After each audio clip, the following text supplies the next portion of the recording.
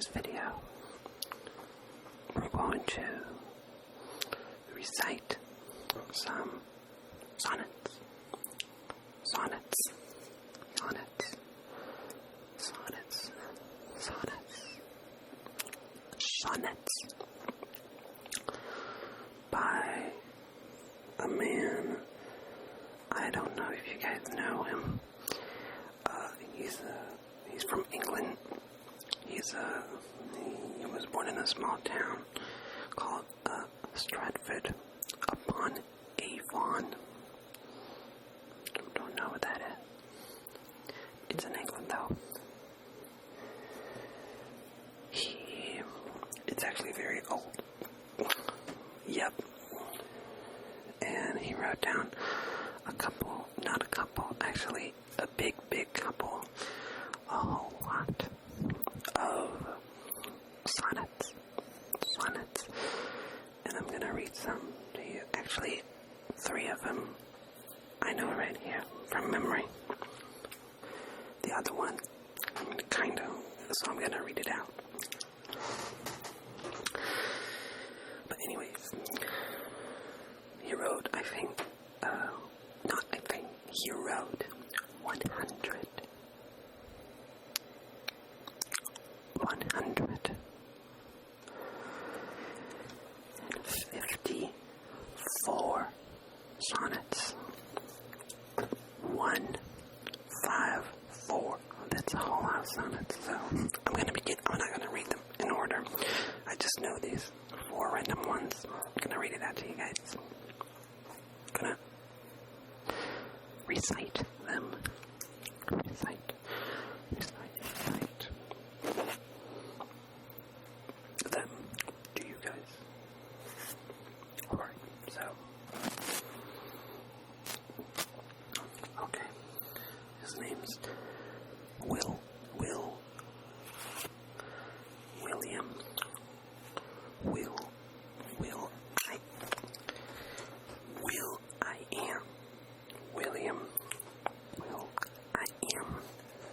Alright, so the first one is,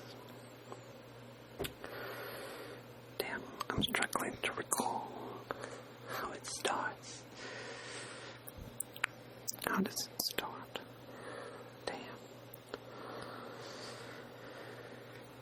Okay, I'm gonna start by the other ones.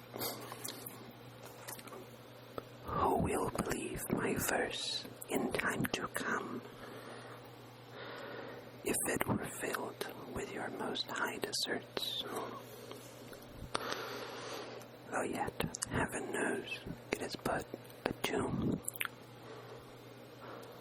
that hides your life and shows not half your parts. I love this part now. If I could write the beauty of your eyes, and in fresh numbers number all your graces, the age to come would say, this poet lies. Such heavenly touches never touched earthly faces, and should my papers, yellowed with their age, be scorned like old men of less truth than tongue, and your true rights be termed a poet's rage. A stretched meter of an antique song. But, and a big button, but were some child of yours alive that time, you would live twice, in it and in my rhyme. This first one is so beautiful because it talks about how we live forever in art, especially the lady or the man, I don't know, to whom he wrote this one. That we don't know who that person is, for sure. We don't know. But that person is alive until today because of this. He wrote this to them, and we are reading it now.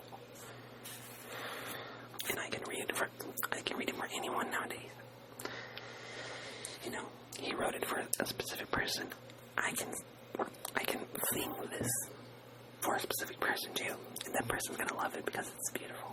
So I'm gonna read it in full. I'm gonna say it out in full just one more time. Who will believe my verse in time to come, if it were filled with your most high deserts? Though yet heaven knows it is but a tomb that hides your life and shows not half your parts. If I could write the beauty of your eyes, and in fresh numbers number all your graces, the age to come would say this poet lies. Such heavenly touches never touched earthly faces. And should my papers, yellowed with their age, be scorned like old men of less truth than tongue, and your true rights be termed a poet's rage, a stricken meter of an antique song. But were some child of yours alive that time, you would live twice, in it and in my rhyme. So pretty. I'm gonna say it out loud once more, but now I'm gonna do it fast. Who will believe my verse in time to come, if it were filled with your most high deserts? Though yet heaven knows it is but a tomb that hides your life and shows not half your parts. If I could ride the beauty of your eyes, and in fresh numbers number all your graces, the age to come would say this poet lies. Such heavenly touches never touched earthly faces. And so should my papers, yellowed with their age, be scorned like old men of less truth than tongue, and your true rights be termed a poet's rage, a stretched meter of an antique song. But were some child of yours alive that time, you would live twice, in it and in my rhyme. This is so pretty. I love this one. I think this one is actually my favorite from this guy. I don't know if you guys know him. Anyways, it's probably my favorite one from him. Okay, now I have another one. Some glory in their birth, some in their some glory in their birth, some in their skill, some in their wealth, some in their body's force, some in their garments, though newfangled ill, some in their hawks and hounds, some in their horse. Yet every humor hath its edge of pleasure, wherein it finds joy above the rest. But these particulars I do not measure, all of them I gather in one general best. Thy love is better than high birth to me, richer than wealth, prouder than garments cost, of more delight than hawks and horses be, and having thee of all men's pride I boast. Wretched in this alone that thou mayst take thy love away, and me most wretched make. Okay, I'm gonna say it once more, but this time I'm gonna say it like all at once and respecting the punctuation. Sorry, I make a lot of breathing effort to speak in this ASMR manner. Sorry, so I'm always like, I'm gonna get used to it. Some glory in their birth, some in their skill, some in their wealth, some in their body's force, some in their garments, though newfangled ill, some in their hawks and hounds, some in their horse. Yet every humor hath its edge of pleasure, wherein it finds a joy above the rest.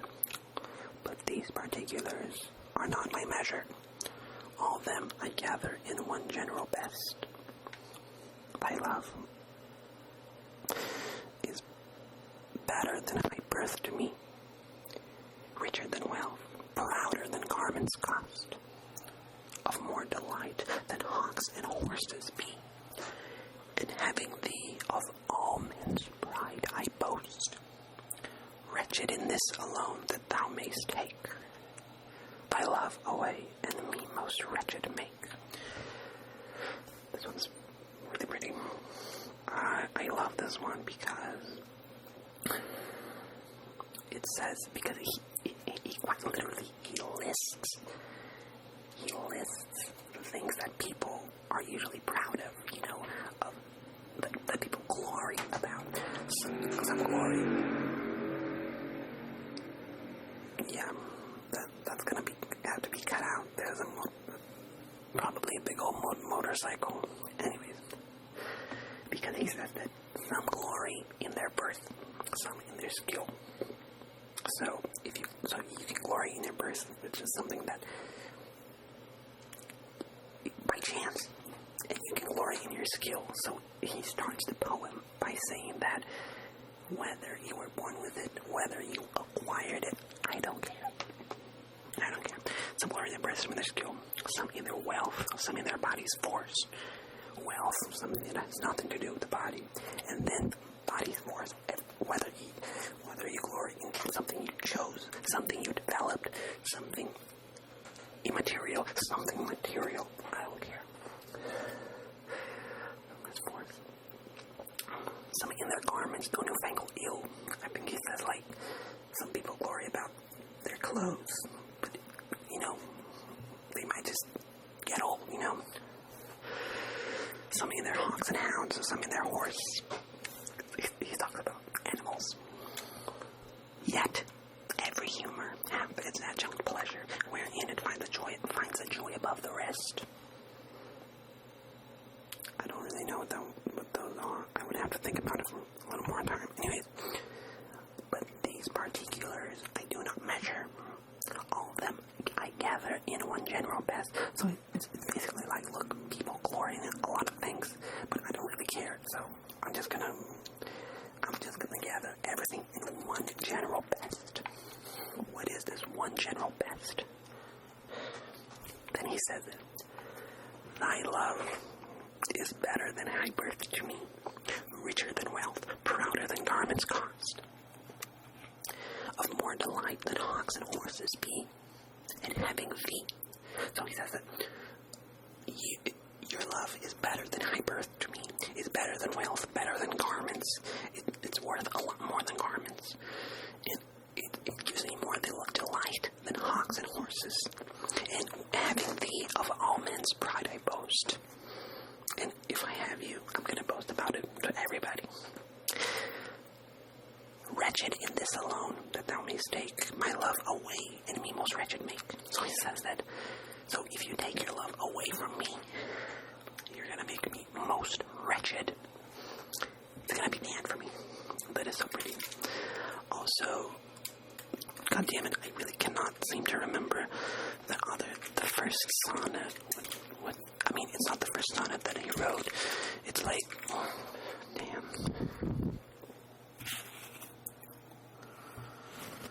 It's a very famous one, though.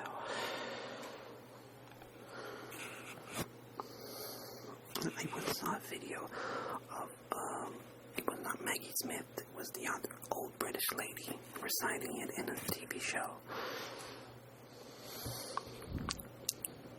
Damn, I forgot about it.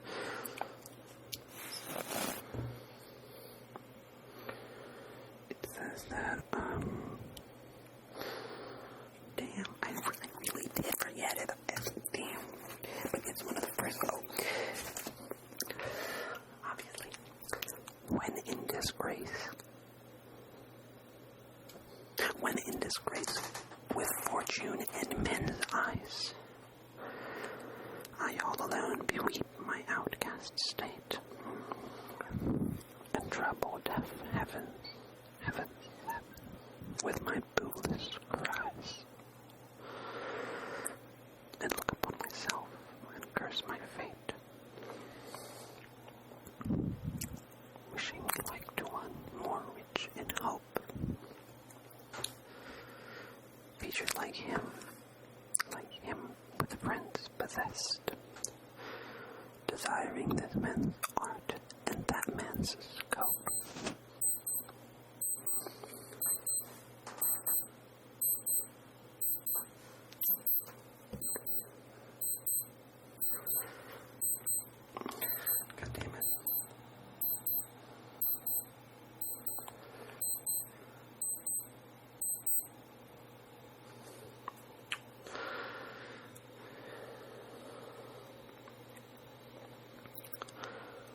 When in disgrace with fortune in men's eyes, I all alone beweep my outcast state,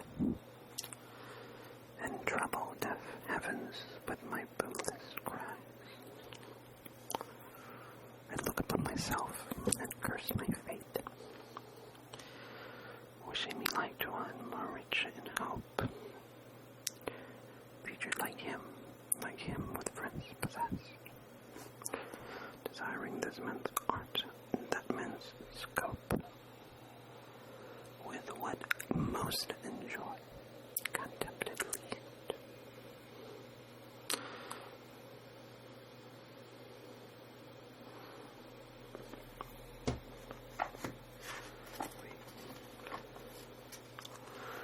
What I most enjoy, contempted least.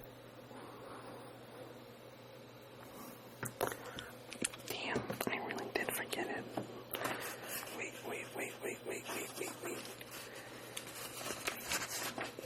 Where is it now? Damn. What I most enjoy, contemptedly.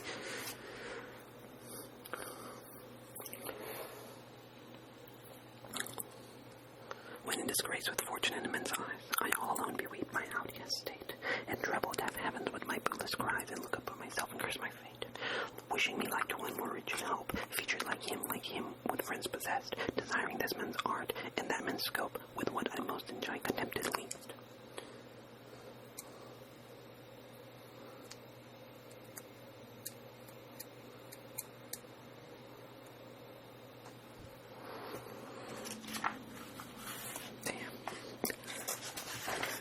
I have too much on my mind. God damn it. I have way too much on my mind. Where is it though? Just a moment, guys. Just a moment. Damn, where is it?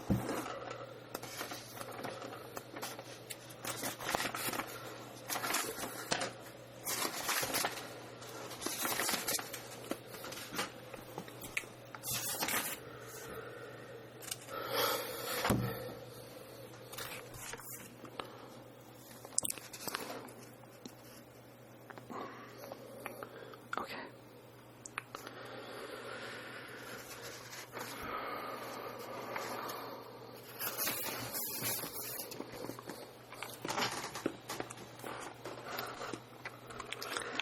Okay, now I do remember it. Actually, I had to read it out, but when in disgrace with fortune in men's eyes, I all alone beweep my outcast state, and trouble deaf heavens with my bootless cry, and look upon myself and curse my fate, wishing me like to one more rich in hope, featured like him with friends possessed, desiring this man's art and that man's scope, with what I most enjoy, contempted least. Yet myself in these thoughts almost despising, haply I think on thee, and then my state, like to the lark at break of day arising from sullen earth, sings hymns at heaven's gate. For thy sweet love remembered such wealth brings, but then I scorn to change my state with kings.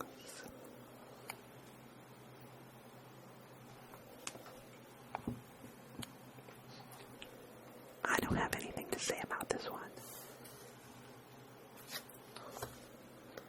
Actually, I do, because it's the structure and the language is kind of difficult in this one. So, when in disgrace with fortune in men's eyes, I all alone beweep my outcast state. So, when I'm in disgrace with fortune in men's eyes, what does that mean? Fortune is life, like when I'm having bad luck in life, when I'm in a bad moment. In men's eyes, which means when I'm having bad luck, when my life is already bad, and then when people already think I'm bad, like I'm in the rock bottom, I'm hit rock bottom, I all alone beweep my outcast state. So I'm just crying. all alone. I feel weak, my outcast state. So, like, I'm far away from society at this point. So I'm just crying all alone, you know, in troubled deaf heavens with my bootless cries. And look upon myself and curse my fate. So I trouble deaf heavens with my bootless cries. Heaven is deaf, but I don't care. I'm gonna trouble them anyways. So I'm gonna complain anyways. I'm gonna give my bootless cries. And look up at myself and curse my fate. So when I'm in this very bad state, I'm just looking at myself and I'm like, it's a very bad state. I look up at myself and curse my fate. So I'm cursing my fate. I don't have any future. Wishing me like to one more rich in hope. Featured like him with friends possessed. So I wish to be like that man who's more rich in hope. Because I don't have any hope. I'm cursing my own fate. Featured like him with friends possessed. So I want to be featured like, I want to be like him. I want to have friends. You know, I want to leave the situation. Desiring this man's art and that man's scope. So I'm just desiring what other people have at this point. Because I'm in the rock bottom. With what I most enjoy, contempted least. So I'm not contempted even with what I enjoyed the most. I think that's what he meant. I don't know. And then comes the twist. Yet myself in these thoughts almost despising. No, actually, yet in these thoughts myself almost despising. So when I'm thinking about myself and I'm like, damn. Haply I think on thee. So even when I'm down bad, I think about you. And then my state. Now this is a very good part. Like to the lark at break of day arising from sullen earth, sings hymns at heaven's gate. So the lark, which I think it's a bird, at break of day arising. So in the morning, he's arising up from sullen earth. He's rising from sullen earth. So he, from the ground up, he sings hymns at heaven's gate. So he's on the ground, and then he just goes to the heavens, and he goes there and he sings. And that's what I think about when I think about you. Happily, I think on thee. I think about you, and I feel like that bird. I get up from the ground, and I go to the heaven, and I sing in heaven.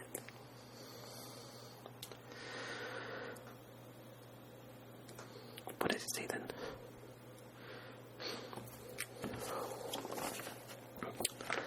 For thy sweet love remembered such wealth brings, that then I scorn to change my state with kings. Your love, when I remember your love, it brings me such wealth. I feel so rich with your love, that then I scorn to change my state with kings. I don't want to be a king. I'm so rich when I think about your love, that I just want to be me, honestly. And that's so beautiful. That is so, so, so beautiful. Damn. I'm gonna read it. I'm gonna say it now. I think I memorized it, though.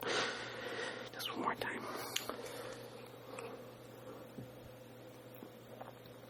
You gotta get ready for it.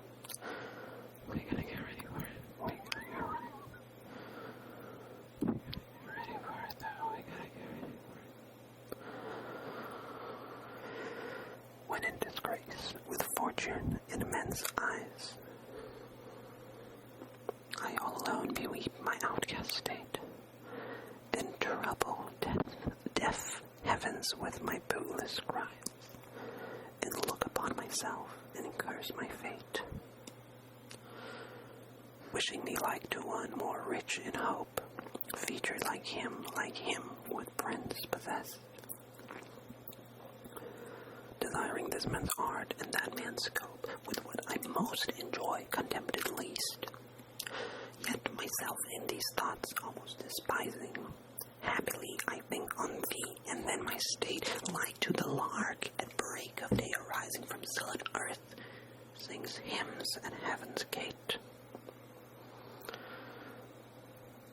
For thy sweet love remembered, such wealth brings,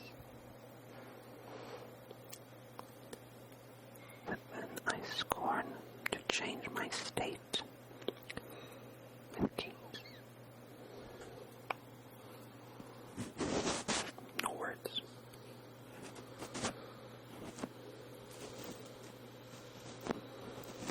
I have no words for this one, honestly. I mean, I already said all of the words, but sometimes it seems like this is really what life is about. I mean, when you read a really good sonnet, or like when you see something really beautiful, you know, it's like, that's it. Like,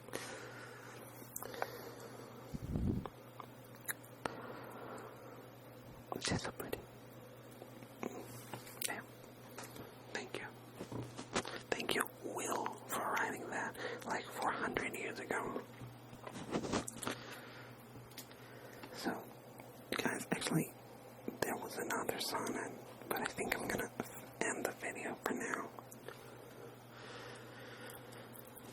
I'm gonna leave it for a future video, just so I have another reason to come here. Just sit down, relax, just get some art, read it out. So pretty. I hope you guys please leave a comment if you guys like the video. If you like the proposal of this video, you know, like, not the proposal, sorry. I think I let out some of my mother tongue on that one. But if you like the project, you know, what do you want to think?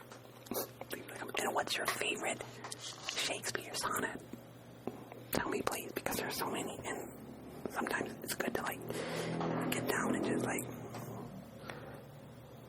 focus on some of them, because every sonnet is really, really good and has a lot of things to be uncovered.